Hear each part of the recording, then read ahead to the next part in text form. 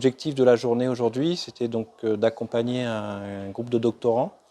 et de les sensibiliser donc à la thématique du montage de projets de développement. Ce que j'essayais de faire en fait, c'est de les sortir de leur recherche académique pure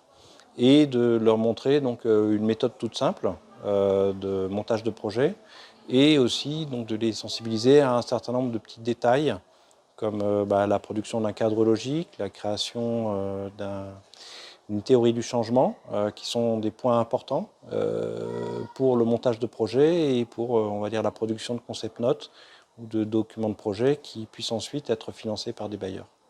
Alors, on a eu l'occasion en fait, d'aborder les différents points clés du montage de projet, l'identification des bailleurs, la construction du narratif, la rédaction de comment faire un objectif général, un objectif spécifique, des résultats,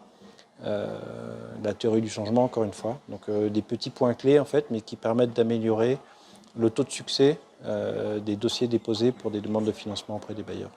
Ce sur quoi j'insiste auprès des doctorants, c'est que la priorité, c'est de soutenir leur thèse. Il ne faut pas oublier que d'abord, ils doivent passer leur thèse et après seulement, ils pourront valoriser les résultats de leur recherche. Ce qu'on constate, c'est que souvent, il y a un décalage, on va dire, entre le monde académique et le monde plus opérationnel du développement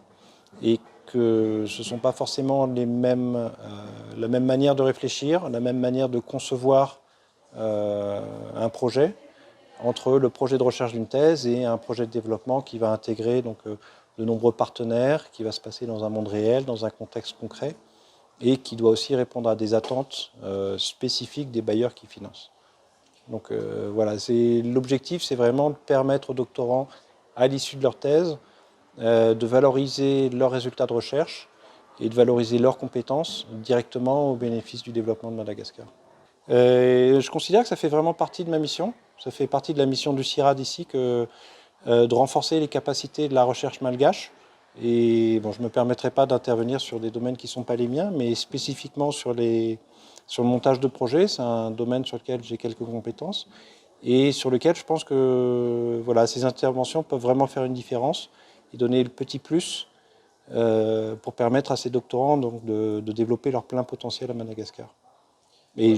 voilà, les doctorales, pour moi, c'est vraiment un moment privilégié où je sens que ce que je fais est vraiment utile et où je suis directement en contact avec les